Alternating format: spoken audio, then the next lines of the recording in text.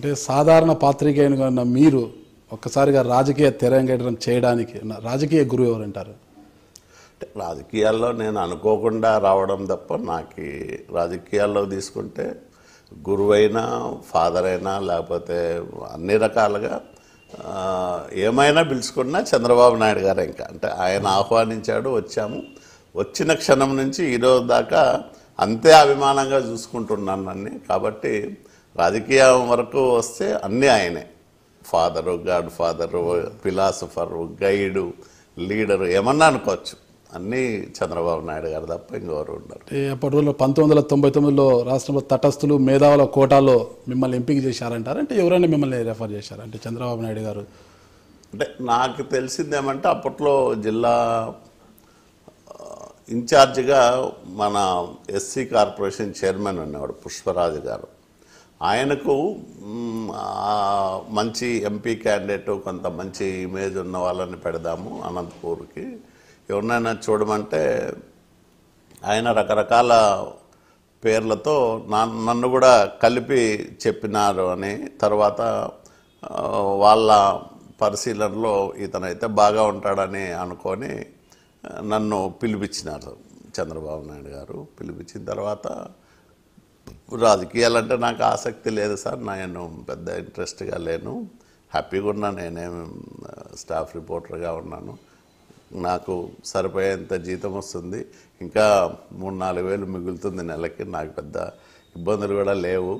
ఎవరికైనా ఒక ఉన్నత స్థానం వస్తుంది, తర్వాత ఆయన కూడా అంటే పెద్ద నాకు అప్పట్లో నేను అనుకున్నది కాదు, ఆశించింది కాదు, ప్రయత్నం చేసింది కాదు. అనుకోకుండా ఒకరోజు పిలిచి అడిగేటప్పటికి ఒక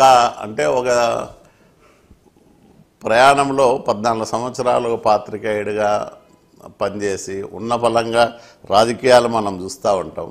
రాజకీయాల్లో రకరకాల వ్యక్తుల్ని, తర్వాత అవసరాల్ని, అక్కడ రాజకీయాల్లో నిలబడడానికి కావాల్సిన ధనబలం కానీ ఇవన్నీ కూడా మనం చూస్తూ ఉంటాం.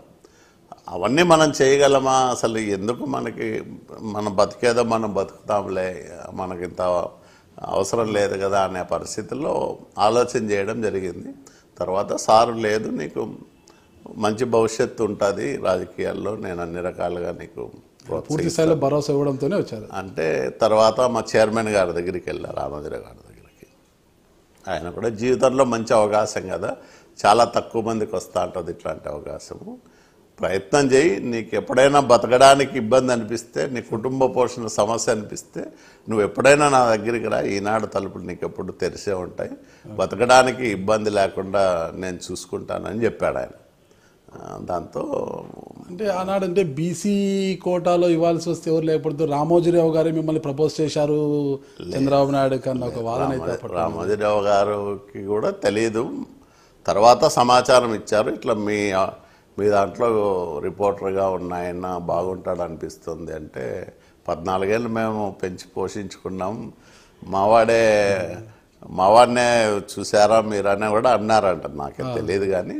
బట్ తర్వాత మన వాడిమే కదా సార్, అంటే వాళ్ళ సంస్థలో పనిచేసే ఒక పాత్రికేయునికి అవకాశం వచ్చింది రాజకీయాల్లో, అందులో పార్లమెంట్ స్థానానికంటే మంచి అవకాశమే కదా, అందరూ హ్యాపీగానే ఫీల్ అయి ఉంటారు.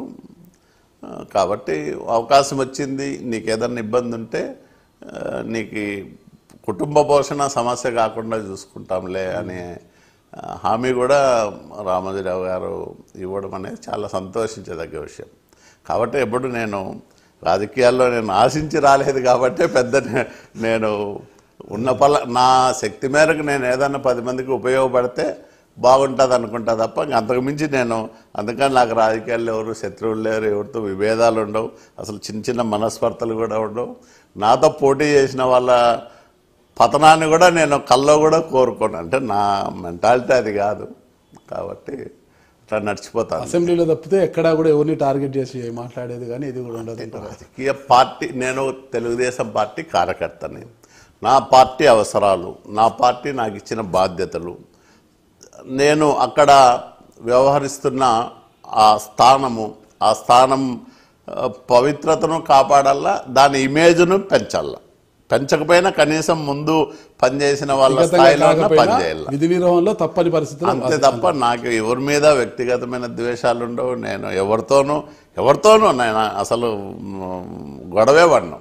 నా మనస్తత్వమే అది కాదు. ఇప్పుడు కూడా మీ కూడా వ్యతిరేక కథనాలు వస్తున్నాయి, పాజిటివ్గా వస్తున్నాయి. అంటే ఒక్కసారిగా మీ గురించి వచ్చినప్పుడు కథనాలు ఎలా ఫీల్ అవుతుంటారు మీరు ఒక జర్నలిస్ట్గా? అంటే ఏదైనా ఇప్పుడు నేను ఒక నియోజకవర్గానికి శాసనసభ్యుడిని, అట్లాగే అసెంబ్లీలో చీఫ్ విప్ హోదాలో పనిచేస్తున్నా. నేను ఏదన్నా ఒక విషయంలో ప్రతి మనిషి అన్నీ కరెక్ట్ చేయడు, తప్పులు చేయొచ్చు, లేదా మనకు తెలియకుండానే పొరపాట్లు చేయొచ్చు. పొరపాటు లేదా తప్పు జరిగినప్పుడు ఎత్తి చూపితే ఓకే మనం చేశాం కదా ఇది సరిదిద్దుకోవాలా అని అనుకుంటాం.